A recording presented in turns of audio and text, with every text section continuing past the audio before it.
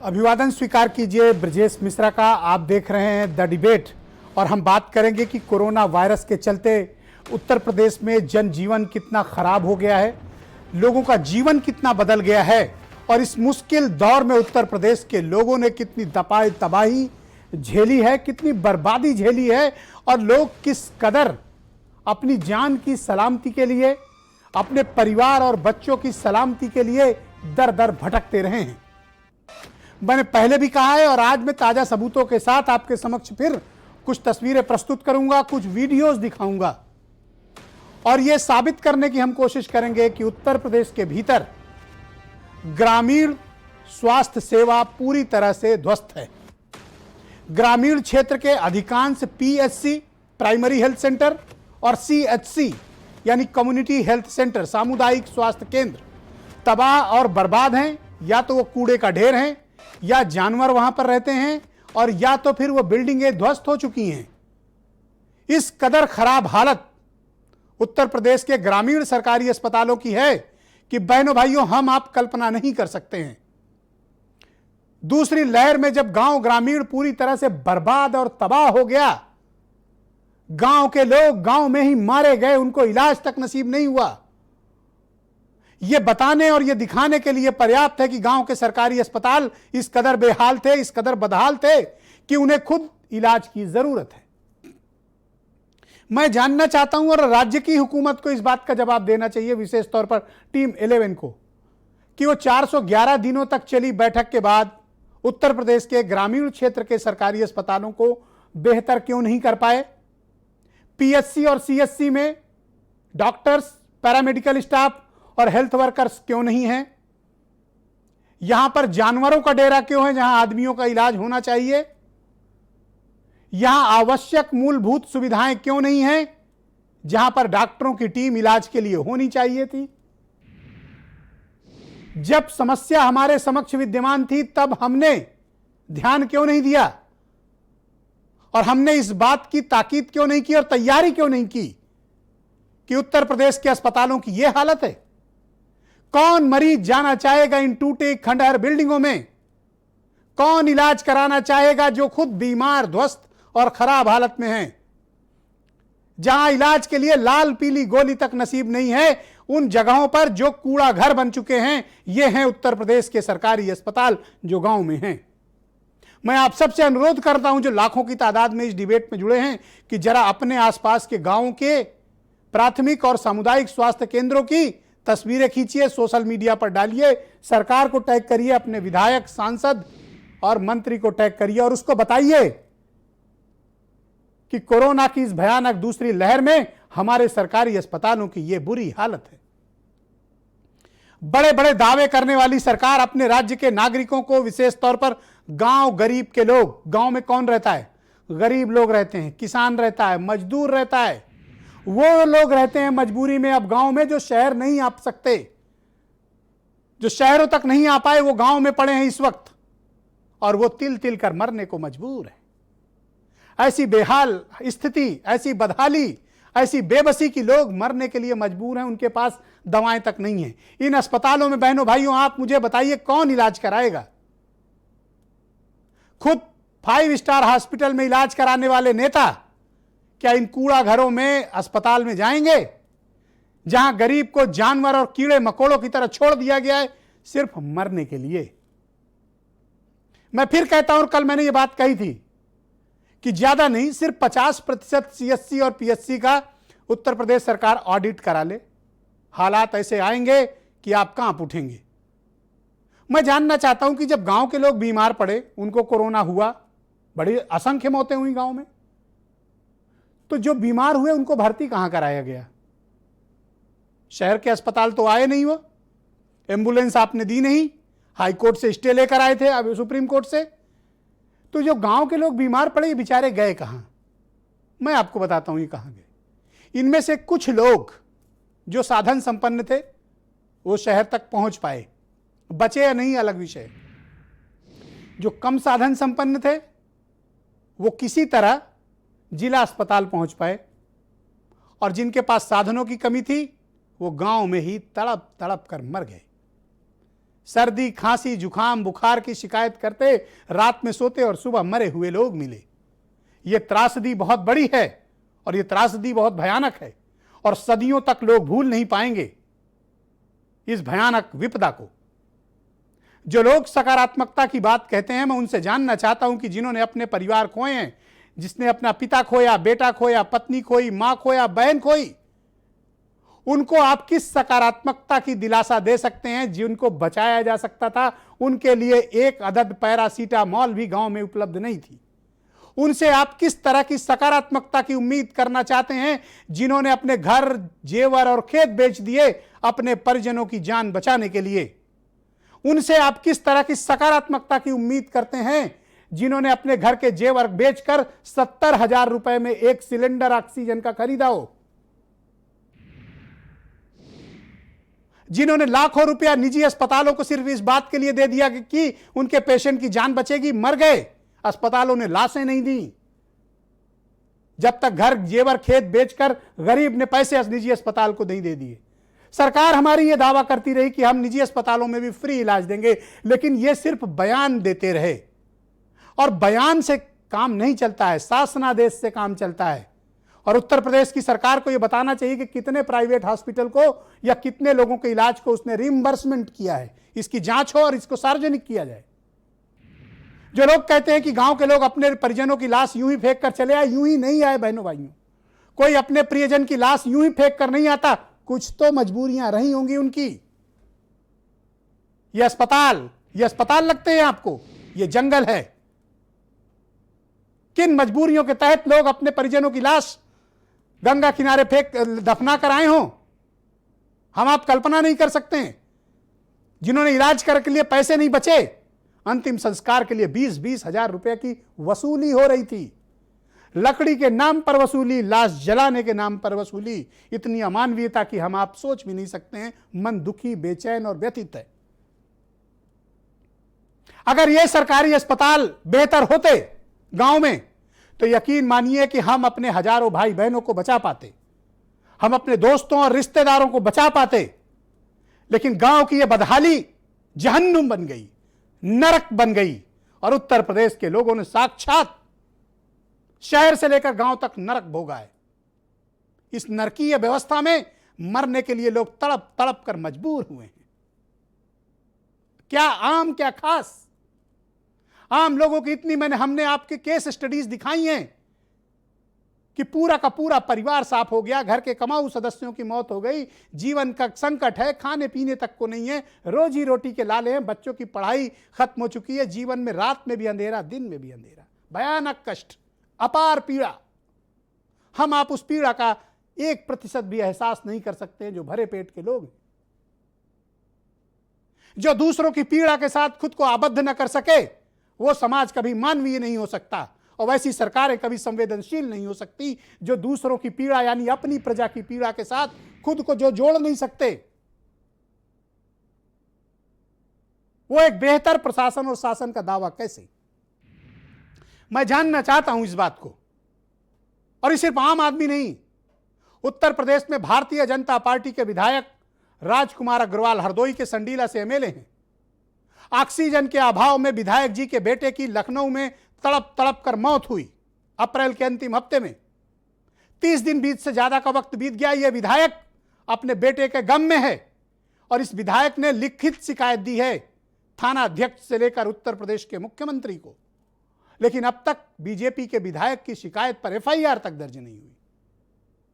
विधायक लिखित दे रहे हैं कि उनके बेटे की किस प्रकार से दर्दनाक मौत हुई, तड़प तड़प कर अस्पताल में उनके बच्चे ने दम तोड़ा और वो विधायक जी कुछ नहीं कर पाए। और वो भारतीय जनता पार्टी के विधायक हैं, राजकुमार अग्रवाल नाम है उनका, संडीला हरदोई से। आज मीडिया में वो रो रहे हैं, विलाप कर रहे हैं, चिट्ठियां पत्रकारों को भेज रहे हैं कि उनको इंसाफ चाहिए। यहां बीजेपी के विधायक को इंसाफ नहीं, 5 विधायक मर गए, 3 मंत्री मर गए। गरीबों की तो हालत सोचिए, अंदाजा लगाइए कि किस तरह से तड़प तड़प कर उनकी मौत हुई होगी, कैसा कीड़े मकोड़ों की तरह वो मरे होंगे, हम आप सोच भी नहीं सकते। जिस गांव में एक मौत हो जाती है पूरा गांव सदमे में रहता है। ऐसे ऐसे गांव हमने देखे हैं जहां एक एक दिन में 6-6, 9-9, 13वीं हुई है, लाशें उठी हैं, अर्थियां उठी हैं। यह सदी की सबसे बड़ी भयानक घटना है। और अफसोस की बात यह है कि सरकार के पास ना तो पहले कोई नीति थी, ना कोई पहले विजन था, ना अब कोई विजन है। और अब जो आने वाला वक्त है वो आपके लिए और ज्यादा खतरनाक है।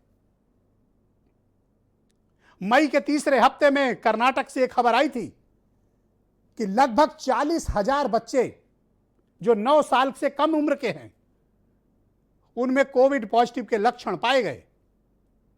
यह मई तीसरे हफ्ते की खबर है, 20 से 21 मई के आसपास की। 40,000 बच्चे पाए गए 9 साल से कम उम्र की। दिल्ली में भी नए वेरिएंट मिलने के मामले आ रहे हैं। यह पर्याप्त है बताने के लिए कि आने वाला वक्त आसान नहीं है। कोरोना की तीसरी लहर मुंह बाए खड़ी है, महादैत्य की तरह। और इस बार संकट में कौन है? हमारे आपके बच्चे। पहली लहर में बड़े बुजुर्ग, दूसरी लहर में हम आप, और तीसरी लहर में हमारी आपकी मौजूदा पीढ़ी, बच्चे हमारे आपके, आने वाली नस्लें। क्या इस मौजूदा स्वास्थ्य व्यवस्था में हम आप अपने बच्चों को बचा पाएंगे? कल्पना करिए वो मंजर जब इसी लखनऊ, कानपुर, बनारस, बरेली, प्रयागराज, नोएडा, मेरठ, आगरा, इन सब जगहों पर लोग ऑक्सीजन के लिए तड़प तड़प कर सड़कों में दम तोड़ रहे थे।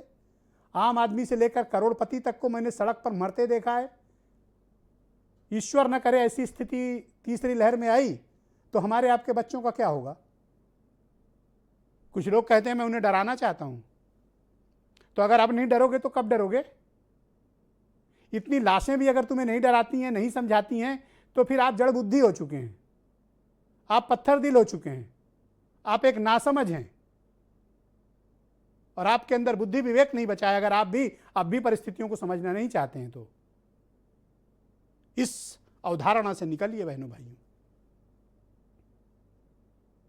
तीसरी लहर अगर आई तो हमारे आपके लिए भारी मुसीबत का कारण बनेगी, क्योंकि सरकार सिर्फ बयानों पर चीजें उपलब्ध कराती है। ग्राउंड पर क्या हालात है, अच्छे से अच्छी औकात वाले लोगों ने अपनी अपनी हैसियत 5 अप्रैल से लेकर 10 मई के बीच देख ली है। उत्तर प्रदेश के भीतर जिसकी जो औकात है, सबको अपनी अपनी औकात का अंदाजा लग गया कि एक ऑक्सीजन सिलेंडर और एक बेड दिलाने में सबको पता चल गया कि किसकी क्या क्षमता है। झूठे भ्रम में मत रहना। वास्तविकता जब महादैत्य के रूप में सामने आती है तो बहुत विकराल होती है। तूफान की ताकत बहुत बड़ी होती है बहनों भाइयों, और आपके पास 3 विकल्प होते हैं, या तो तूफान से टकराइए, या तूफान के ऊपर से निकल जाइए, और या शुतुरमुर्ग की तरह सर गाड़ लीजिए। जो करना है तूफान ने करना है। बहादुर लोग वो होते हैं जो तूफान का सामने से मुकाबला करते हैं। तो क्या हमारी सरकारें और समाज सामने से मुकाबला करने की स्थिति में है? मौजूदा स्वास्थ्य व्यवस्था को देखकर लग रहा है नहीं, हम नहीं हैं। और हमें किसी भुलावे में भी नहीं रहना चाहिए, क्योंकि जिस प्रकार का भयानक, खौफनाक, गमजदा मंजर हमने देखा है 5 अप्रैल से 10 मई के बीच, हिंदुस्तान का इतिहास और आने वाला वक्त कभी भूल नहीं पाएगा कि लोगों ने किस प्रकार से अपनों को खोया है। वो तड़प, वो बेबसी, वो लाचारी, वो गम, वो आंसू, वो पीड़ा। इसके बाद भी कुछ लोग कहते हैं कि सकारात्मक रहिए। क्यों? ताकि उनकी अयोग्यता पर सवाल न हो, उनकी नाकामी पर सवाल न हो, वो कितने अक्षम और नाकाम और असफल हैं इस पर बात न हो। बात होनी चाहिए। और जो गांव के लोगों की पीड़ा है वो आपको रुला देगी। मैं चाहता हूं कुछ बयान सुने आप, फिर मैं एक बड़ी डिबेट को आगे बढ़ाऊंगा। हमारे बेटे को पहले बुखार चढ़ा, फिर खांसी उठी और खकार गिरने लगा। बीमारी आती है और कुछ नहीं आता। इधर ही डॉक्टर पे दिखाया, उसे कहीं मेडिकल ले जा, मेडिकल से मेडिकल ले गए। मेडिकल रात भर डरा रहा, दिन भर डरा रहा, और का पर्चा भी नहीं बना। एक जैसे तैसे पर्चा बना था। हम मताई बिट गए थे, उते जाओ पॉकेट न जाओ, मोड़ी रह गई। संध्या वक्त ले गए 5-6 बजे से बस ऑक्सीजन इंजेक्शन वैक्सीन फेंक दा का करता फिर उन्हें पता ही नहीं था। तो यहाँ कोई ना डॉक्टर है, ना कंपाउंडर है, ना कोई व्यवस्था है। यहाँ देख के जो कांच वाँच खिड़कियों में लगे हुए हैं टूटते हैं तो बड़ा दुख होता है। गंदगी हॉस्पिटल की देख सकते हैं, पिछले 2 सालों से हॉस्पिटल बंद पड़ा हुआ है, यहाँ कोई भी नहीं आ रहा है। कोरोना में जो हमारे ग्रामीण एरिया के जो निम्न कास्ट के लोग थे उनको काफ़ी परेशानी हुई। कोरोना के समय क्या ये तो 10-12 साल से बना है। बाकी ना तो यहाँ डॉक्टर की सुविधाएं हैं और जो भी गांव में बीमार होते हैं वो प्राइवेट में जाते हैं, प्राइवेट में ज़्यादा खर्चा लगता है। सभी जितने भी मरे हैं बस सब फिर कोरोना नहीं मरे, कम से कम 20-30 तो हो गए होंगे, ज़्यादा भी हो गए। इलाज हो नहीं पाता, सारे मरीज दवा के लिए परेशान रहते हैं, इलाज के लिए परेशान रहते हैं। सारे मरीज अपनी दवा के लिए प्राइवेट क्लिनिक, प्राइवेट डॉक्टरों का सहारा लेते हैं। यहाँ पर अभी तक किसी भी एएनएम की यहाँ पर नियुक्ति नहीं हुई और यहाँ पास पड़ोस के जो क्षेत्र के लोग हैं, ज़्यादातर जो औरतें प्रेग्नेंट, उनको ज़्यादा दिक्कत होती है। ये गांव की वो तस्वीर है जो टेलीविज़न चैनल्स नहीं दिखाते हैं, जो समाचार पत्र नहीं छापते हैं और जो सरकारों को पता है लेकिन सरकार उधर ध्यान नहीं देना चाहती है। हम ये कोशिश कर रहे हैं कि हम गांव गरीब अंतिम पायदान पर खड़े व्यक्ति की तकलीफ हुकूमत तक पहुंचाएं, सरकारों तक पहुंचाएं। सरकार समझ जाए तो बहुत अच्छा, ना समझे तो भी सही है, क्योंकि जनता को तय करना है कि उसे उसके लिए क्या बेहतर है। हमारा काम है सच को निकाल कर लाना, टेलीविज़न के पर्दे पर आपके समक्ष प्रस्तुत करना। आज की डिबेट में अशोक पांडे भारतीय जनता पार्टी के प्रवक्ता हैं, मुझे ज्वाइन कर रहे हैं। Surendra Rajput senior spokes person हैं कांग्रेस के, विवेक साइलस समाजवादी पार्टी से हैं, डॉक्टर गुप्ता फेलिक्स हॉस्पिटल के डायरेक्टर और कोरोना मामलों के बड़े विशेषज्ञ हैं, और वीरेंद्र सिंह जी हमारे स्टेट हेड। अशोक पांडे जी, बहुत शुक्रिया आपका। हमारे संवाददाता 55 रिपोर्टर्स गांव-गांव का दौरा कर रहे हैं और आप जानते भी हैं अधिकांश जगहों पर जब वो पीएचसी यानी primary health centre, community health centre जो गांव के सरकारी अस्पताल है वहाँ का दौरा कर रहे हैं, तो कहीं जानवर बंधे मिल रहे हैं, तो कहीं बिल्डिंगें ध्वस्त पड़ी हुई हैं, कहीं सारा कुछ टूटा फूटा है, कहीं क्लास 3 या क्लास 4 का कोई एक चपरासी सिर्फ मौजूद है। गांव में इलाज के नाम पर सिर्फ तमाशा हो रहा है। सरकार ये गलत स्टेटमेंट प्रतिदिन जारी करती है कि सीएचसी और पीएचसी उन्नत कर दिए गए हैं, लेकिन गांव के हालात बहुत ही ख़राब हैं। ऐसी हमने वीडियोज़ आपको दिखाए हैं, आप कहेंगे आपको भेज भी दूंगा। तो मैं जानना चाहता हूं कि साल भर का वक्त था, मोर देन 1 ईयर, आप गांव में तैयारी क्यों नहीं कर पाए? आपको बता दें, सही बात है, ये सही बात है कि सदी की सबसे बड़ी महामारी है। निश्चित तौर पे लोगों की मौतें हुई हैं, संक्रमण बढ़ा है, लोग बहुत परेशान रहे हैं। लेकिन आपको बता दें कि आपने देखा होगा जब से कोरोना संक्रमण आया है, यही सरकारी डॉक्टर ही, सरकारी अस्पताल ही कारगर साबित हुए हैं। मैं जहां बैठा हूं काशी हिंदू विश्वविद्यालय में के बारे में लोगों का ये मत हो गया था कि वहां जो जाता है वो मर जाता है, लेकिन गांव का जो छोटा अस्पताल था वहां से मरीज ठीक होकर लौटे हैं। सरकारी अस्पताल और सरकारी डॉक्टरों ने जिस तरह से कोरोना संक्रमण में भूमिका अदा की वो सराहनीय है। माननीय पांडे जी, आप मेरी बात समझ नहीं पाए। मैंने आपके गांव के सरकारी अस्पतालों की बात की, शहरों की बात नहीं की है। देखिए, गांव के सरकार जो अस्पताल है, अब आपको बता दें कि उनकी व्यवस्था आप विधिवत सुधारी जा रही है। हमारे योगी जी प्रत्येक जिले में जा रहे हैं, गांव में जा रहे हैं और हर गांव में प्रमुख रूप से लगभग 100 बेड का अस्पताल की व्यवस्था गांव में 100 बेड का अस्पताल? किस गांव में 100 बेड का अस्पताल खोले हो? जो पांडे जी मत बोलो, ऐसा मत बोलो, धरती फट जाएगी। हमारा जो लक्ष्य है अब प्रारंभ हो गया। योगी जी 100 बेड का अस्पताल किस गांव में खोले हो? जबकि स्वयं योगी किस जगह खोले हो? चलो कल हमें दिखाओ।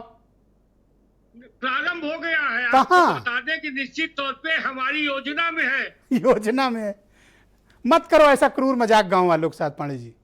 बिल्कुल क्रूर मजाक नहीं। योगी जी स्वयं उन गांव में जा रहे हैं, योगी जी उन जिले में जा रहे हैं, ये तो हकीकत है। अरे महाराज, कौन से अस्पताल में 100 बेड का अस्पताल खोले हो? मैं आपको गांव के अस्पतालों के दृश्य दिखाऊं? मैं अपने प्रोड्यूसर से बोलूंगा कि जरा पांडे जी को वो भी दिखाया जाए, जरा दिखाते रहें। पांडे जी आप बोलते रहिए, हम आपको गांव के अस्पतालों के हालात भी दिखा देते हैं। जी बताइए। गांव के अस्पताल देखिए, गांव ये देखिए जानवर घूम रहा है, देख रहे हो, ये विजुअल टीवी पे चल रहा है। अस्पतालों की व्यवस्था सुधारने के लिए हमारी सरकार की संकल्पित है। ओहो। हमारे मुख्यमंत्री जी स्वयं गांव में जा रहे हैं, ओहो, विभिन्न जिलों का दौरा कर रहे हैं और अधिकारियों को निर्देश दे रहे हैं कि तत्काल सारी व्यवस्था सुधारी जाए। ये तो जग जाहिर है। पांडे जी, मैंने आपसे बेहतरीन प्रवक्ता बीजेपी में अब तक किसी को देखा नहीं। आप एक लाजवाब प्रवक्ता हो, जो लोगों की मौत को भी जस्टिफाई कर देते हो, लोगों के गम को भी उल्लास में बदल देते हो। जहां जानवर जिस अस्पताल में बंधे हैं, आप कहते हो कि वहां 100 बेड का अस्पताल खोल दिया। मैं आपको श्रेष्ठतम प्रवक्ता मानता हूं। खोल दिया नहीं, खोलने की योजना है। अच्छा, जो बन योजना गई है। Okay okay. और जब आपको बता दें, उन्होंने बुला के ग्राम प्रधान को, वहां के एनएम को, वहां के जो संबंधित लोग हैं निगरानी समिति से बातचीत करके कहा कि गांव में जो बीमार है उनको दवाई मुहैया कराई जाए, इंजेक्शन लगवाने की व्यवस्था कराई जाए। आपने देखा होगा, आपके बयान के साथ हमने अस्पतालों का वीडियो भी लगा दिया है कि आप जो बोल रहे हो पब्लिक सुने भी। अच्छा, एक बात बता दो, कितने दिन में ये अस्पताल ठीक कर दोगे आप सब? योजना देखिए, हमारी सरकार काम, मुख्यमंत्री जी स्वयं जा रहे हैं। हमारी प्रियॉरिटी में गांव के अस्पताल है, जाके वहां निर्देशन संबंधित अधिकारियों को दिया जा रहा है। निगरानी समितियां काम करने लगी है। निश्चित तौर पे उत्तर प्रदेश में गांव में अब कोरोना संक्रमण थमा है। थमा नहीं है, लाशें बिछ गई, लोग मर गए हैं। अब कितने दिन मारे रहना चाहते हो उनको? तबाह और बर्बाद हो चुके हैं, ये सही है, मर गए हैं लोग। आपकी बात विजय भाई बिल्कुल 2 महीने मर गए हैं लोग, और कितने दिन चाहते हो कि और मरते रहें? निश्चित तौर पे आपकी बात सही है, कोरोना संक्रमण काल है, निश्चित तौर पे मौतें हुई हैं, क्योंकि इस तरह का संक्रमण कभी नहीं आया था एक सदी पे। लेकिन मेरा ये मानना है कि जिस तरह से यूपी सरकार अब काम कर रही है, जिस तरह से मुख्यमंत्री जी स्वयं कमान संभाले हैं, निश्चित तौर पे व्यवस्था सुधर रही है। एक काम करो, ये आपके विधायक हैं, आपकी पार्टी के, संडीला हरदोई के आपके दोस्त भी हैं, मैंने सुना, राजकुमार अग्रवाल, उनको इंसाफ दिला दो। देखिए, आपको बता दें कि निश्चित तौर पे बड़े अच्छे अच्छे लोगों की मृत्यु हुई है, डॉक्टर, इंजीनियर, प्रोफेसर, कलेक्टर, मंत्री, एमएलए, पत्रकार। निश्चित तौर पे हम लोग दुखी हैं। और आपको बता दें, कुछ लोगों की व्यवस्था सुचारू रूप से हुई, उसके बाद भी नहीं बच पाए। ये दुर्भाग्यजनक है, ये बीमारी का कहर है। लेकिन निश्चित तौर पे हर सुविधा मुहैया कराने ये आपकी नाकामी का कहर है, ये आपकी असफलता का कहर है, आपकी अदूरदर्शिता का कहर है। विजय भाई, पूरे हर प्रदेशों में, विभिन्न प्रदेशों से अच्छी स्थिति में उत्तर प्रदेश है। हाँ। इस व्यवस्था में किस प्रदेश में कोरोना उस राज्य के नागरिक की लाशें कुत्तों ने नोच कर खाई है? कितने राज्यों में? निश्चित तौर पे जो लाशों को मिलने की बात है, आप देख लीजिए, कुत्तों ने नोच कर खाई है। 2017 का जो आप कई अखबारों की कटिंग आप देखेंगे तो लाशों रहने दीजिए, मैं अखबार वालों को क्या कहना है। बहुत शुक्रिया आपका, बहुत शुक्रिया। मैं विवेक साइलस को जोड़ना चाहता हूं, समाजवादी पार्टी के प्रवक्ता हैं विवेक जी। जब इस दौर में, थैंक यू पांडे जी, शुक्रिया आपका, और आप एक बेहतरीन प्रवक्ता हैं, मैं आपका बड़ा आदर करता हूं। विवेक जी, मैं आपसे समझना चाहता हूं कि जिस प्रकार के हालात गांव के भीतर हैं और जो हम दृश्य दिखा रहे हैं सरकारी अस्पतालों के, विशेष तौर पर पीएससी और सीएससी के, ये बताने के लिए पर्याप्त है कि गांव में अगर आपकी स्थिति गंभीर हो गई कोरोना से, तो मरने के अलावा कोई दूसरा विकल्प नहीं है। अगर आप गरीब हैं, कमज़ोर हैं, आपके पास साधन नहीं है तो। जी बिल्कुल ब्रिजेश जी, मैं आपकी बात से बिल्कुल सहमत हूँ।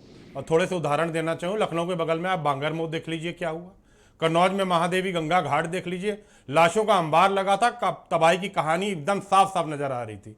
रायबरेली का डलमऊ देख लीजिए, लखनऊ का उमरई देख लीजिए, पूरा का पूरा परिवार खत्म हो गया। लखीमपुर खीरी में अजौली गांव देख लीजिए, गोरखपुर में अनवल कस्बा देख लीजिए, मिर्जापुर में बरौनी देख लीजिए। ऐसे तमाम उदाहरण हैं उत्तर प्रदेश के अंदर, दर्जनों उदाहरण हैं जहां गांव के अंदर सिर्फ यह जो आप बता रहे हैं, सरकारी अस्पताल ना होने, सुविधा ना होने से, डॉक्टरों की कमी से और अन्य चीजों की कमी से लोगों की मृत्यु का दर। लेकिन आपने सुना पांडे जी कह रहे हैं गांव-गांव 100-100 बेड का अस्पताल खोले हैं भाई। बोलने अब मैं सुरेंद्र राजपूत को भेजूंगा कि जाएं चेक करें। देखिए, बस 30 सेकंड और लूंगा जी। देखिए, भारतीय जनता पार्टी शुरू से झूठ बोलती आई। अगर आप 15 अगस्त 2020 को देखिए तो प्रधानमंत्री ने खुद कहा था कि हमारे पास प्लान तैयार है, वैक्सीन तैयार है, रोड मैप तैयार है। जनवरी 22, 2021 को प्रधानमंत्री ने दोबारा कहा कि हमको आज दो कामयाबी मिली। प्रधानमंत्री ने कहा कि पहला कि हम ऑस्ट्रेलिया से सीरीज जीत गए और दूसरा हमने कोविड पे विजय पा ली। फरवरी 21 2021 को बयान आया कि प्रधानमंत्री जी की लीडरशिप में कोविड से हम जीत गए, क्योंकि उस समय बंगाल का चुनाव था। अप्रैल 6 को भारत के स्वास्थ्य मंत्री हर्षवर्धन जी ने कहा कि वैक्सीन की तो जरूरत ही नहीं है। स्वास्थ्य सचिव ने कहा कि भारत सरकार उसी को वैक्सीन देगी जिसको जरूरत है।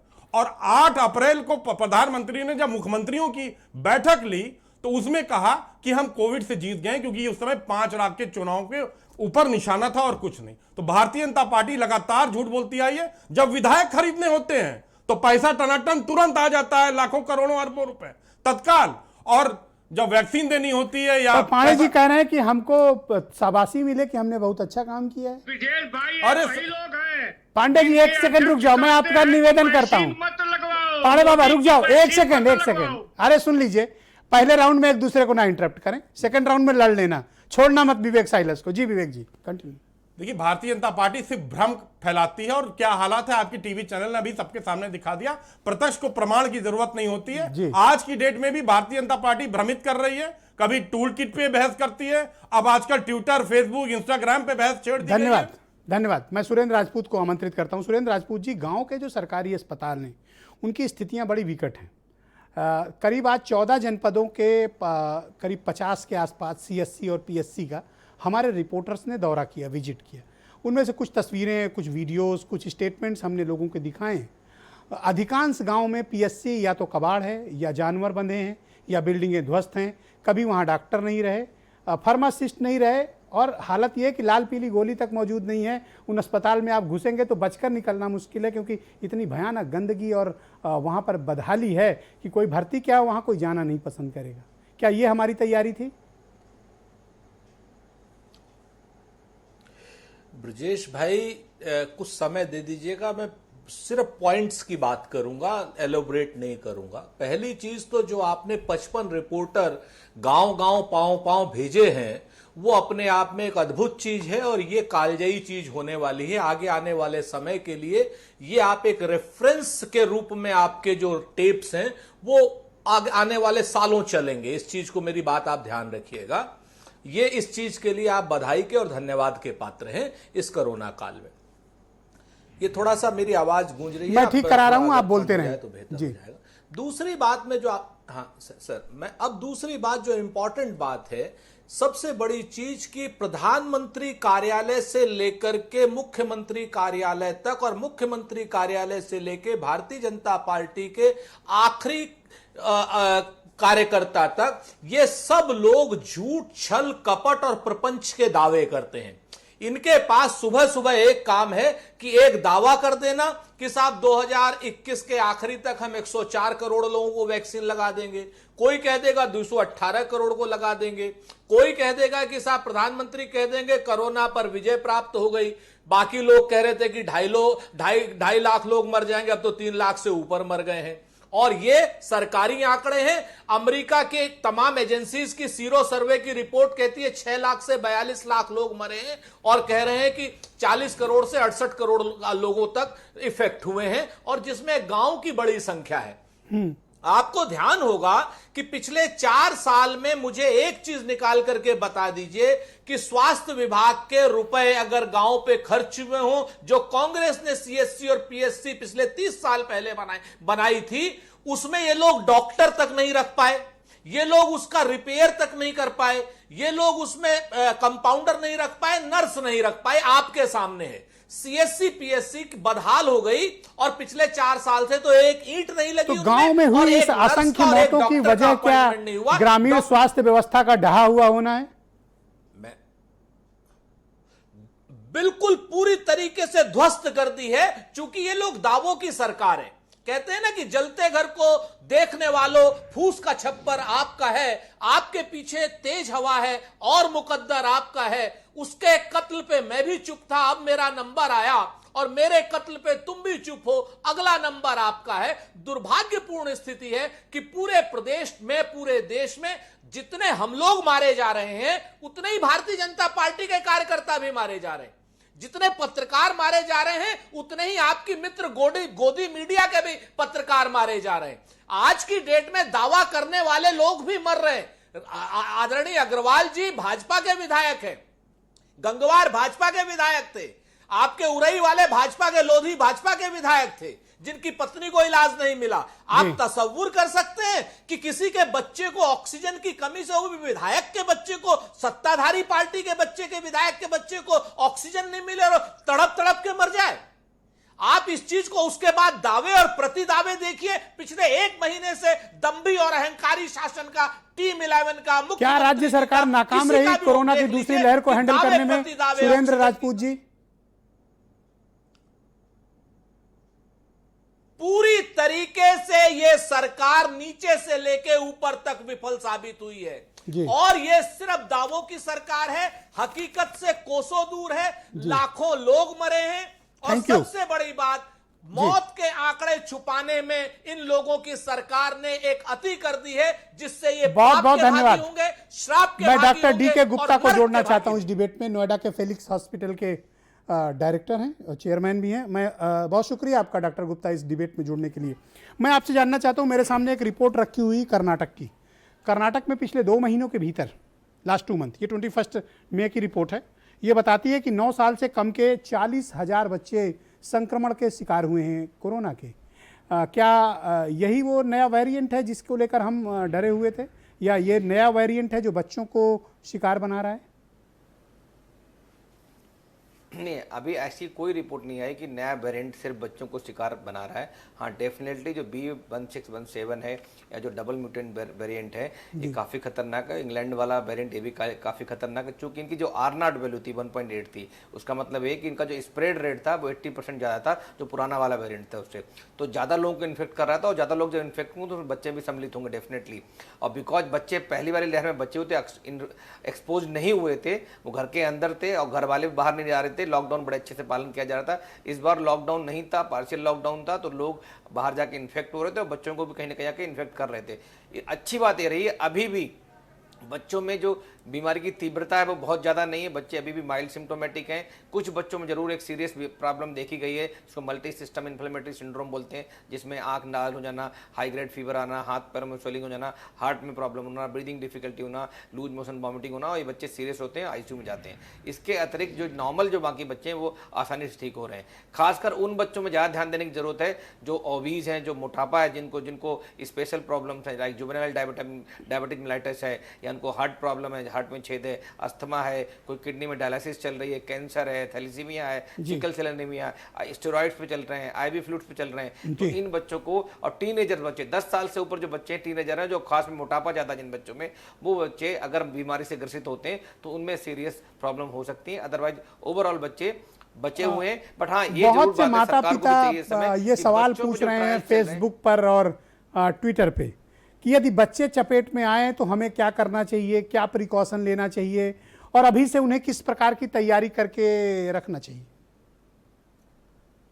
देखिए, आप भी जैसे पहले भी हम लोग बहुत बात करते रहे हैं कि prevention is better than cure. तो बच्चों को सिखाएं कोविड एप्रोप्रिएट बिहेवियर क्या होते हैं। खास करके जो 5 साल से ऊपर बच्चे हैं वो मास्क भी पहन सकते हैं, उनको हाथ धोना बड़े अच्छे से आता है, हैंड हाइजीन की प्रैक्टिस बड़े अच्छे से कर सकते हैं, उनको फिजिकल डिस्टेंसिंग, सोशल डिस्टेंसिंग आती है। बच्चे को आजकल मैं तो चाह रहा हूँ क्यूरिकुलम में जो बच्चों की पढ़ाई होती है उसमें इन्फेक्शन कंट्रोल का एक चैप्टर ऐड हो जाना चाहिए, सो दैट बच्चों के कल्चर में आ जाए कि हमें इन्फेक्शन से कैसे बचना है। नहीं, बाकी और बहुत सारी बीमारियां, टाइफाइड है, गैस्ट्रोएंटराइटिस है, हिपेटाइटिस है, ऐसी बीमारियां जो फीको ओरल से या जो साफ सफाई की उससे फैलती हैं वजह से, तो इन बीमारियों पे भी कंट्रोल हो सकता है कि अगर हम बच्चों को इन्फेक्शन कंट्रोल एसओपीज को घर में सिखाएं और हम उन सबको शिद्दत से पालन करें। बच्चे हम लोगों को कॉपी करते हैं, बड़ों को फॉलो करते हैं। अगर हम घर में अपना खान पान ध्यान रखेंगे, अगर हम घर में हाथ बार बार धोएंगे, हम घर में अगर मास्क लगाएंगे, तो वो बच्चे उनको देखेंगे, उनका पालन करेंगे। मैं एक चीज और बोलूंगा, जो आपके चैनल के माध्यम से इतने सारे पक्ष और विपक्ष के लोग बैठे हुए हैं, हम लोग रोज इतनी अच्छी डिस्कशन करते हैं, बस उसका मुद्दे का हल नहीं निकलता। अब इस समय जरूरत है, इतना बड़ा पेंडेमिक है कि मिलके साथ काम करने की जरूरत है। इस समय हम सबको पता है वैक्सीनेशन से बड़ा कोई हथियार नहीं है अगर हमें तीसरी या चौथी पांचवी लहर को रोकना है। और वैक्सीनेशन जब भी पॉसिबल है जब पक्ष और विपक्ष और प्राइवेट और गवर्नमेंट के हॉस्पिटल के सारे लोग मिलकर इकट्ठे एक साथ काम करेंगे, आउट ऑफ बॉक्स सोचेंगे, नए इनिशिएटिव लेंगे और वैक्सीन प्रक्रिया को तेज करेंगे। जैसे हम लोगों ने आज फेलिक्स हॉस्पिटल ने सर दुनिया में इवन देश में पहला ऐसा अस्पताल है जिसने 24/7 मतलब 24 घंटे 7 दिन आप आके अपने यहाँ के वैक्सीन लगवा सकते हैं। अगर आपको हॉस्पिटल अंदर आने से डर लग रहा है तो आप कार में बैठ के ड्राइव थ्रू भी 24/7 है, वहां वैक्सीन लगवा के जा सकते हैं, बिना वॉक इन आ सकते हैं, रजिस्ट्रेशन की भी जरूरत नहीं। तो ऐसी हमें कुछ इनिशिएटिव लेने पड़ेंगे जो यूजर फ्रेंडली हो, जो ईज हो, जिसमें जो आता है उसको लाइन में लगाने ना पड़े, उसके अंदर भय ना हो, सोशल डिस्टेंसिंग खत्म होने का, उसके अंदर इन्फेक्शन यहाँ से ले जाने का डर खत्म हो जाए। तो ऐसे हमें इनिशिएटिव ले जाने पड़ेंगे गाँव शहरों में, और खास करके ऐसे इनिशिएटिव जो टायर 1 सिटीज हैं, टायर 2 सिटीज हैं। ये जो आपने इनिशिएटिव लिया है नोएडा के भीतर, मैं खुले दिल से आपकी सराहना करता हूं और दूसरे चिकित्सकों से भी कहता हूं, दूसरे भी मेडिकल हॉस्पिटल से कहता हूं और उनके प्रबंधन से ये निवेदन करता हूं कि वो भी आगे आएं, सरकारों की तरफ मत देखें, अपनी तरफ से कुछ व्यवस्थाएं करें और इस प्रक्रिया को आगे बढ़ाएं, क्योंकि हमें ज़्यादा से ज़्यादा लोगों तक वैक्सीनेशन करके अपने समाज की रक्षा करनी है, उनके स्वास्थ्य की सुरक्षा करनी है। बहुत शुक्रिया डॉक्टर गुप्ता। मुझे वीरेंद्र सिंह जी ज्वाइन कर चुके हैं हमारे स्टेट हेड ने। वीरेंद्र जी, क्या सिचुएशन है आज? जिस तरह की तस्वीरें आपने दिखाई हैं पीएससी और सीएससी की, अधिकांश या तो तबेले हैं या तो जंगल उगाया है वहाँ पे, या बिल्डिंगें ध्वस्त पड़ी हैं। वहाँ डॉक्टर तो क्या, वहाँ तो मुझे कोई दिख ही नहीं रहा, वहाँ तो जानवर बंधे दिख रहे हैं। देखिए, ये कल से अभियान चल रहा है और पूरे प्रदेश से लोगों के सामने तस्वीरें आ रही हैं। अब बीजेपी की सरकार है जिसने ये कहा था कि हम सब बिगड़ी व्यवस्था को दुरुस्त कर देंगे, हमको वोट दे दो। 4 साल बीत चुका है, 5वां साल चल रहा है, 7 महीना और चुनाव में बचा है और आज ये तस्वीर है। इतनी बड़ी महामारी है, आपदा है, ये हमारे छोटे छोटे हेल्थ सेंटर, पीएससी, सीएससी बड़ा काम कर सकते थे, लेकिन ये चूक गए। अशोक पांडे जी बीजेपी के प्रवक्ता हैं, वो पार्टी के पक्ष में बोले भी, उनको अपना पद और नौकरी दोनों बचानी है। अब इन्हें यही कहें, मंत्री, विधायक, सांसद सबको अपना अपना पद बचाना है, इसलिए बोल नहीं रहे, क्योंकि हो सकता है अगर बोले तो अगले विधानसभा चुनाव में टिकट कट जाएगा। तो ये सच्चाई तो विपक्ष के लोग स्वीकार कर सकते हैं या आम जनमानस।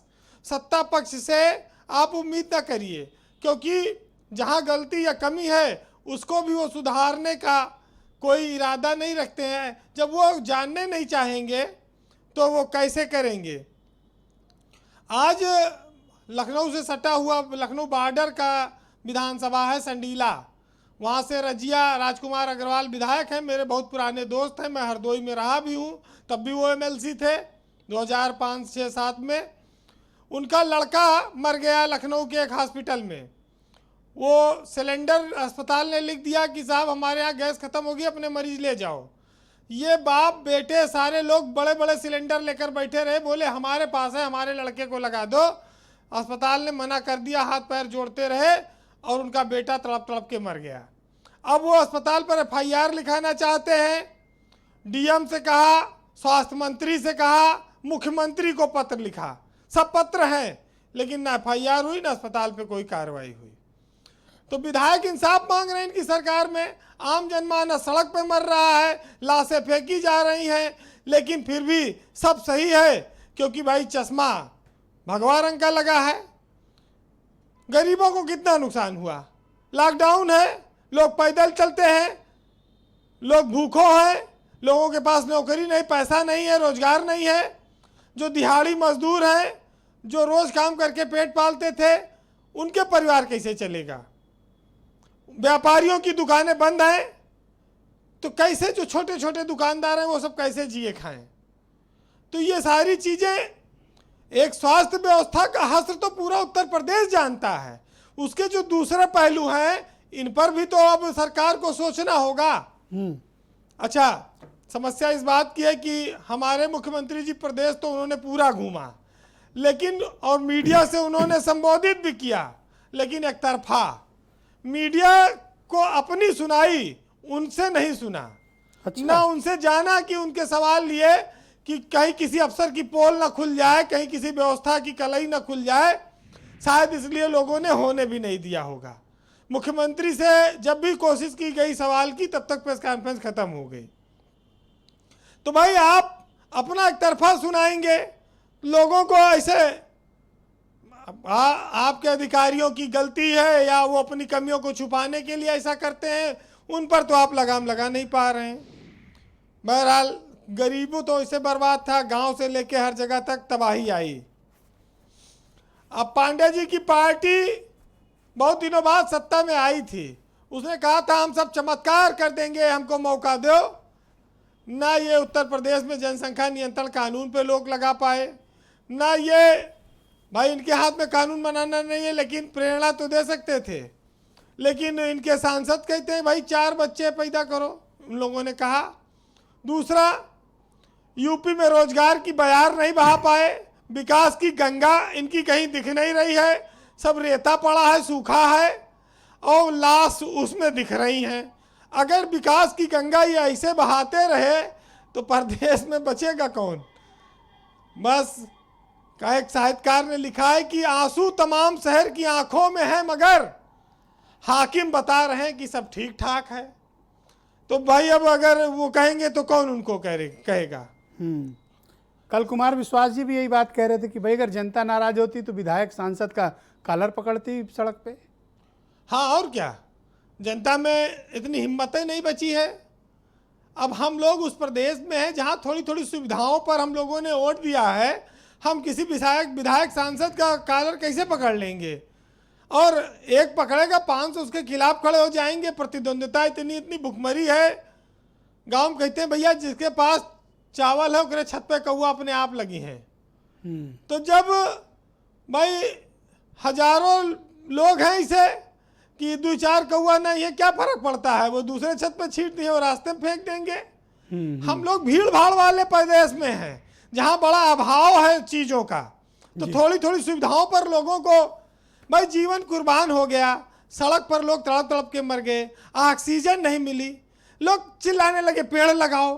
अरे पेड़ और तो बाद में लगे, जो लगाया था PSC CSC वहीं पर आप कुछ व्यवस्था कर लेते।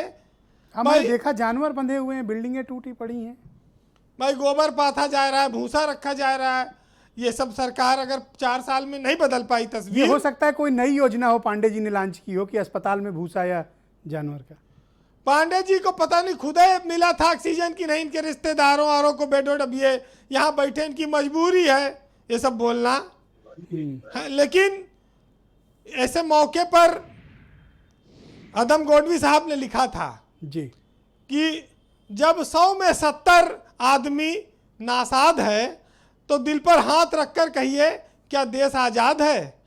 और ये जो बड़े बड़े दावे हैं कि कोठियों से मुल्क के मयार को मत आंकिए और असली हिंदुस्तान तो फुटपाथ पर आबाद है। और दुष्यंत कुमार ने कहा उसी के आगे कि मत कहो कि आकाश में कोहरा घना है या किसी की व्यक्तिगत आलोचना है, और हो गई है हर घाट पर पूरी व्यवस्था, और जिसे भी डूबना है, जिसे भी शौक है हो गई है हर घाट पर पूरी व्यवस्था, और शौक से डूबे जिसे भी डूबना है। जी तो हालात बड़े विकट हैं। बहुत बहुत शुक्रिया वीरेंद्र जी, बहुत बहुत धन्यवाद आपका कार्यक्रम में हमारे साथ जुड़ने के लिए। अशोक पांडे जी की तरफ रुख करते हैं। भाई पांडे जी, कई ऐसी भी केस स्टडी हमारे समक्ष पूर्वांचल से, लखनऊ में, पश्चिम उत्तर प्रदेश से आई। आपको पता है कि एक व्यक्ति ने मुझे फ़ोन किया और उसने कहा कि वो मेरठ के एक अस्पताल के बाहर खड़े हुए हैं। आप किसी समाचार चैनल से बोल रहे हैं? मैंने कहा जी मैं बोल रहा हूँ। तो बोले इस अस्पताल में, आनंद हॉस्पिटल के बाहर हम लोग मौजूद हैं, वहाँ बेड खाली नहीं है। अस्पताल के काउंटर वाले ये बता रहे हैं कि किसी की मौत होगी और बेड खाली होगा तब आपके पेशेंट को हम बेड दे पाएंगे। आपको पता है लोग मरने का इंतजार करते रहे कि कोई मरेगा तो उन्हें बेड मिलेगी। इस बेबसी और लाचारी में उत्तर प्रदेश को आपने झोंक दिया, आपकी सरकार ने। देखिए, निश्चित तौर पे जिस ढंग से कोरोना संक्रमण ने पैर फैलाया था, निश्चित तौर पे ये स्थिति आई थी, मैं इसको स्वीकार कर रहा हूँ। मौतें भी हुई, लेकिन उसके बाद से जिस तरह से हमारी सरकार ने इस दिशा में कदम बढ़ाया, आज कहीं ऑक्सीजन की कमी नहीं है, अस्पतालों में बेड खाली है। निश्चित तौर पे वो स्थिति आई थी, इसमें कोई दो राय नहीं है। कोरोना संक्रमण काल है, महामारी है तो निश्चित तौर पे मौतें भी हुई है, माताओं की कोखें भी उजड़ी है, इसमें कोई दो राय नहीं है। लेकिन मेरा मानना है कि जिस तरह से इस समय हमारे मुख्यमंत्री जी जाके छोटी छोटी बैठकें कर रहे हैं, गाँव में बैठकें कर रहे हैं और डॉक्टरों के साथ बैठकें कर रहे हैं और सारी व्यवस्था अस्पतालों को सुसज्जित कराने का प्रयास कर रहे हैं, निश्चित तौर पे ये सराहनीय है। पांडे जी, लेकिन पहले तो शहर में लोग मरते रहे ऑक्सीजन के लिए, बेड, इलाज, दवा और इंजेक्शन के लिए, ब्लैक फंगस के इंजेक्शन के लिए। अब वही हालात गांव में हैं। गांव में लोग मर रहे हैं, उन्हें अस्पताल नहीं मिल रहा है। एम्बुलेंस देने के लिए हाई कोर्ट ने कहा तो आपने गांव को एम्बुलेंस नहीं दी, सुप्रीम कोर्ट से गए, हाई कोर्ट के खिलाफ आप स्टे लेकर चले आए। मैं जानना चाहता हूं कि गांव के लिए अगर आपने कोई विशेष व्यवस्था, एक भी पूरे उत्तर प्रदेश में एक भी फील्ड हॉस्पिटल गांव के लिए आपने विशेष रूप से खोला हो तो आप मुझे बता दें, एक भी अस्पताल। आपको विजय भाई की दिशा में अब गांव को ही दिमाग में रख के योजनाएं संक्रमण को दूर करने की बन रही है। अरे पंडित जी, मर गए लोग, अब आप योजना ही बना रहे हो। छोटे गांव में गए, मर रहे हैं लोग, आप योजना बना रहे हो। प्रधानों के साथ वहाँ की जो समितियां थी उनके साथ बैठकें करके उन्होंने सीधे निर्देश दिया कि जिसने आपको वोट दिया है उसे भी दवा की व्यवस्था कराइए, जिसने नहीं दिया है उसके भी जांच की व्यवस्था कराइए। एक मुख्यमंत्री ने जिस तरह से गांव-गांव में जाके, जिले में जाके यह निर्देशन दिया है, अधिकारियों को बैठकें कराई है, निश्चित तौर पे वो सराहनीय कदम तो है ही। ओके, विवेक जी तो कह रहे हैं हर चीज में हमारी सराहना करिए। देखिए, भारतीय जनता पार्टी के पास विजय जी 12-13 महीने का टाइम था, उनको पता था दूसरी वेव आनी है, सब जानते थे, लगातार ये समाचार हमको, आपको, सबको मिल रहा था कि दूसरी वेव आने वाली है। लेकिन भारतीय जनता पार्टी क्या कर रही थी उस समय? तो ध्यान दिया नहीं। उस समय कर रहे थे कि 5 जून 2020 को चोरी से किसानों के खिलाफ अध्यादेश लेकर आ रहे थे। और 1 मिनट शांत रहिए, भ्रमित आप लोग करते हैं। 15 अगस्त को प्रधानमंत्री जी ने बयान दिया था कि हमारी वैक्सीन तैयार है, हमारे पास रोड मैप तैयार है। कहां है वो? 21 जनवरी को उन्होंने 2021 को बोला था कि हमने विजय पा ली है। कहां है वो विजय? उन्होंने कहा था कि 21 दिन में हम कोरोना पे विजय पा लेंगे। 17 दिन में महाभारत खत्म हुई थी, 21 दिन में हम कोरोना को खत्म कर देंगे। कहां है वो 21 दिन? भ्रमित आपने पूरे देश को किया है, जब पूरा विश्व। पर ये तो कह रहे हैं सराहो हमको, ये तो कह रहे हैं सराहना करो। उस समय आप चुनाव लड़ रहे थे, ये सराहना चाहते हैं आपसे। सराहना किस बात की? इन लाशों की सराहना। हाँ। जो गंगा में बह रही हैं। हाँ। माँ गंगा खुद इस बात की प्रमाण है, एक शमशान उत्तर प्रदेश का इस बात का प्रमाण है कि उत्तर प्रदेश में किस तरह से मौतें हुई हैं। और भारतीय जनता पार्टी ने डाटा छुपाने का कितना बड़ा काम किया। ब्रिजेश जी, हमको बताइए, हर घर में कोई ना कोई किसी का रिश्तेदार हो, मित्र हो, संबंधी हो, जान पहचान हो, कौन है ऐसा जिसकी मृत्यु नहीं हुई है? पांडे जी, आप भी बहुत लोगों को जानते होंगे, हमारे दर्शक भी बहुत लोगों को जानते होंगे जिनके आस-पास, अड़ोस पड़ोस, मित्र रिश्तेदार की मृत्यु हुई होगी। आप लोग डाटा छुपाते हैं। जो लोग पंचायत चुनाव में मरे 1621 लोग, आपकी सरकार क्या बोलती है? 3 लोग मरे। इस व्यापक ढंग से आप लोगों की मृत्यु का डाटा छुपा रहे हैं और अपनी नाकामियों को छुपा रहे हैं। आप कह रहे हैं 3 ही लोग की मृत्यु हुई है, जबकि 1621 लोग। और आज तक शासनादेश नहीं आया। बयान तो आया लेकिन शासनादेश नहीं आया अभी तक। और अभी भी आज की डेट में भी ऑफिशियली केवल 3 की मौत है। और अगर ज्यादा की हुई है तो आप शासनादेश मुझे दिखा दीजिए। आज तक अध्यापकों का, अनुदेशकों का, शिक्षा मित्रों का, माध्यमिक के शिक्षकों का और भी जो अधिकारी कर्मचारी दूसरे विभाग के जो मारे गए हैं, किसी का शासनादेश नहीं आया अभी तक। ये स्थिति है। सुरेंद्र राजपूत जी मुझे ज्वाइन कर चुके हैं। सुरेंद्र जी, मैं आपसे जानना चाहता हूं कि जब लोग बेड के इंतजार के में बैठे थे कि कोई मरे तो बेड खाली हो, वो अपने पेशेंट को भर्ती कराएं, ऐसे हालात में अशोक पांडे जी चाहते हैं कि मैं उनकी सराहना करूं। क्या आप उनकी सराहना की जानी चाहिए? बिल्कुल की जानी चाहिए। इसलिए की जानी चाहिए कि इन लोगों ने पहले ही अपनी जो है कहीं ना कहीं अपने भाषणों में 2017 में कह दिया था कि हम तो शमशान को कब्रिस्तान बनाने के लिए आए हैं और ये पहली सरकार ऐसी है जिसने पूरे हिंदुओं के शमशानों को कब्रिस्तान बना दिया है। इन्होंने जहां पर घाट पे लाशें जलती थी उन जगहों को कब्रिस्तान गाड़ दिए गए हैं। मुर्दे प्रेत योनि में चले जाएं, कोई भी कहीं चला जाए, इनसे कोई सवाल ना पूछे, इसके लिए बधाई के पात्र हैं। दावों में सरकार पूरी दुनिया में नंबर 1 है, इसके लिए बधाई के पात्र है। झूठ, छल, कपट और प्रपंच में यह सरकार बधाई की पात्र है, क्योंकि रोज नए दावे होते हैं, कोई दावा पूरा नहीं होता। मैं आपको बताऊं ब्रजेश भाई, एक बड़ी छोटी सी चीज है। पहली चीज तो यह विपक्ष को दुश्मन मानते हैं। दूसरी चीज, तमिलनाडु में अभी एमके स्टालिन ने सरकार बनाई है, उसने 11 कमेटी एमएलए की कमेटी बनाई, जैसे इन्होंने टीम 11 बनाई थी। उसमें 7 सदस्य विपक्ष के रखे, 7 और 7 सदस्यों के विपक्ष के और 11 सदस्यों का हेड जानते हैं कौन है? पिछली सरकार का स्वास्थ्य मंत्री, पिछली सरकार का स्वास्थ्य मंत्री उस 11 सदस्यीय टीम का हेड है, जो एमके स्टालिन को बाकायदा एक वो दे रहा है, अपने अनुभव का लाभ दे रहा है। वहां पर आंकड़े जो हैं इसलिए असलियत में कम आ रहे हैं। अब आप इस चीज को देखिए, वैक्सीनेशन को कांग्रेस की सरकार 11 करोड़ वैक्सीन एक दिन में लगा चुकी है, पोलियो की 11 करोड़। मैं जिम्मेवारी से कहता हूं, वैक्सीन लाइए, लोगों की ड्राइव होगी। ब्रजेश मिश्रा, सुरेंद्र राजपूत, कांग्रेस, भाजपा, सपा, बसपा, सारी पार्टियां मिल करके एक एक दिन में 2-2 करोड़ वैक्सीन लगवा सकती हैं, एक एक दिन में 2-2 करोड़। लेकिन ये थेथराई कर रहे हैं, थेथर लोग हैं, बेशरम लोग हैं। आप वैक्सीन नहीं है इनके पास, इसलिए सारे नाटक नौटंकी कर रहे हैं। और यकीन मानिए, अगर ये जल्दी वैक्सीन नहीं लगी तो ये वायरस म्यूटेंट हो जाएगा, और इस वैक्सीन से भी म्यूटेंट हो जाएगा, फिर वैक्सीन का कोई लाभ नहीं होगा।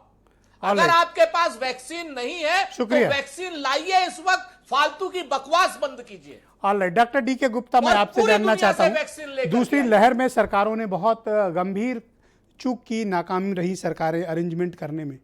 तीसरी लहर के लिए आप राज्य और केंद्र की सरकार को, हेल्थ अथॉरिटीज़ को आप क्या मशविरा देना चाहेंगे कि वो पहले से क्या तैयारी करके रख लें, ताकि अगली बार एक्सक्यूज का मौका ना मिले?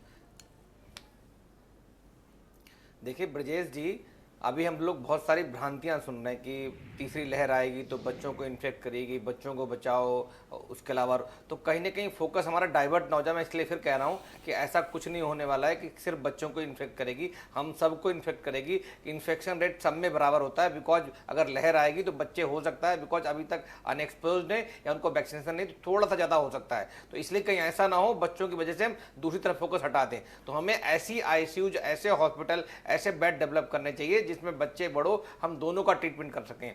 पैंडेमिक में ये नहीं पॉसिबल हो सकता कि वर्ल्ड की बेस्ट फैसिलिटीज मिल सकें, बट हाँ हमें ये चाहिए कि हर व्यक्ति, चाहे बच्चा हो, बुजुर्ग हो, बड़ा हो, यंग हो, सबको हम इलाज दे पाएं, सबको हम ऑक्सीजन दे पाएं, सबको हम दवाइयां दे पाएं, सबको हम अगर वेंटिलेटर की जरूरत पड़े तो वेंटिलेटर दे पाएं। क्योंकि आजकल ऐसे बहुत सारे वेंटिलेटर आते हैं जिनमें बच्चों के लिए, नियोनेट के लिए और एडल्ट के लिए, तीनों के लिए मोड्स होते हैं। तो इक्विपमेंट, इंस्ट्रूमेंट की कमी नहीं है। हमें जो काम करना है वो सिर्फ काम करना है जो हमारा नर्सिंग स्टाफ है, डॉक्टर्स है, उन पे जो बच्चों की गाइडलाइन है, बड़ों की गाइडलाइन, उनकी ट्रेनिंग करवाने की जरूरत है। बिकॉज ऐसा ना हो कि हमारे पास हथियार सारे हों, जैसे युद्ध में जाते हैं और आपको हथियार चलाना ना आता हो। तो वेंटिलेटर्स हैं, बाईपैप्स हैं, सीपैप्स हैं, ऑक्सीजन है, हर चीज है, बट अगर हम उसको हथियार चलाने नहीं आएंगे, ट्रेनिंग की कमी होगी, स्टाफ पूरा नहीं होगा, स्टाफ को ट्रेंड नहीं होगा, तो दिक्कत हो सकती है। तो इसलिए हमें ट्रेनिंग पे काम करना चाहिए। और जो हमारे हॉस्पिटल ऐसे हैं जहां पे इक्विप नहीं है, जहां पे इंस्ट्रूमेंट नहीं है, जहां पे वेंटिलेटर्स नहीं है, या जहां पे और सारे इंस्ट्रूमेंट नहीं, उन सबको हमें अरेंज करना चाहिए, इनको रैंप अप करना चाहिए। ऑक्सीजन प्लांट्स जो बंद पड़े हुए हैं उनको खोलना चाहिए, डिलीवरी सिस्टम ठीक करना चाहिए, जो मेडिसिन सप्लाई है, लॉजिस्टिक सप्लाई है, वो ठीक करना चाहिए। अगर उसका ध्यान रखेंगे तो चाहे तीसरी चौथी कोई भी लहर आए, कोई भी हमारा बाल बांका नहीं कर सकती है। बहुत बहुत शुक्रिया डॉक्टर गुप्ता। अशोक पांडे जी, मेरा एक सवाल रह गया आपसे। डिबेट के प्रारंभ में हमने CSC और PSC के तमाम वीडियोस दिखाए अशोक पांडे जी, और ये दिखाया कि CSC और PSC यानी ग्रामीण सरकारी अस्पताल कितनी ख़राब हालत में है। क्या आपकी सरकार 10% भी इस बात का एफिडेविट दे सकती है कि CSC और PSC में डॉक्टर्स, पैरामेडिकल स्टाफ और हेल्थ वर्कर्स वहाँ निवास करते हैं, जबकि आपका शासनादेश है कि CSC और PSC में डॉक्टर्स, पैरामेडिकल और हेल्थ वर्कर्स रुकेंगे? कोई नहीं रुकता। निश्चित तौर पे आपको 10% का भी अगर आप एफिडेविट दे दें तो निश्चित तौर पे आपको बधाई देना चाहते हैं कि आपने इस चीज को उजागर किया और आप बता रहे हैं कि हमारा तो निर्देश ही था और इसके पूर्व कोरोना संक्रमण में इन्हीं अस्पतालों में लोगों को बहुत बचाया, बल्कि प्राइवेट अस्पतालों से लोगों का विश्वास उठ क्या गया। आप इस बात को आश्वस्त कर सकते हैं कि आप इस प्रकरण की जांच कराएंगे और 10% कम से कम जांच करा लें? 10% की जांच करा लो, ज्यादा नहीं। बिल्कुल बिल्कुल। अब इस तरह का अगर कोई भी दोषी पाया जाएगा, इस तरह का अगर कोई मिलेगा अस्पताल, तो निश्चित है उसके खिलाफ कार्रवाई जबकि पता है शासनादेश है कि डॉक्टर, पैरामेडिकल और हेल्थ वर्कर CSC और PSC में ही रुकेंगे। चाहते हैं कि आपने इस मुद्दे को उठाया। निश्चित तौर पे हमारा निर्देशन रहेगा और उसकी जांच होगी। धन्यवाद पांडे जी। पाया जाएगा निश्चित उसके खिलाफ। धन्यवाद। सुरेंद्र राजपूत कुछ कहना चाहते हैं? Yes Surendra ji, go ahead please. मैं 3 बातें बड़ी छोटी छोटी। पहली चीज तो अशोक पांडे जी और आदरणीय योगी आदित्यनाथ जी आपका चैनल जरूर देखते हैं, भले छुप के देखते हैं। उनको नहीं, मैं कोई पर्दे में ढक के थोड़ी रखता हूं, ये तो खुला चैनल है, कोई भी देखे। ये क्या बात है? नहीं छिप के क्यों देखते हो भाई? ये सब लोग रेनकोट पहन के नहाते हैं, जैसे मोदी जी ने कहा। आपको मैं बताऊं कि आपका चैनल देखा जाता है, तो मेरा निवेदन है इस सरकार से, शासन से, सत्ता से, कि कम से कम ये तो बताएं कि कितने डॉक्टरों के पद खाली हैं, कितने पैरामेडिकल स्टाफ के पद खाली हैं जी, कितने नर्सिंग स्टाफ के पद खाली हैं, कितने फार्मासिस्ट के पद खाली हैं। जब आपके पास आपकी आर्मी ही नहीं है तो आप करेंगे क्या? धन्यवाद, धन्यवाद, बहुत शुक्रिया, बहुत शुक्रिया। वक्त खत्म हो चुका है। मैं आप सबका अभिनंदन करता हूं, धन्यवाद प्रकट करता हूं। एक बेहद महत्वपूर्ण परिचर्चा में आप सब सम्मिलित हुए। बहन भाइयों, अपना ध्यान रखिए, मास्क, सोशल फिजिकल डिस्टेंसिंग, हाथ धुलते रहना है, और सबसे बड़ी बात, घर पर रहो अभी। नमस्कार।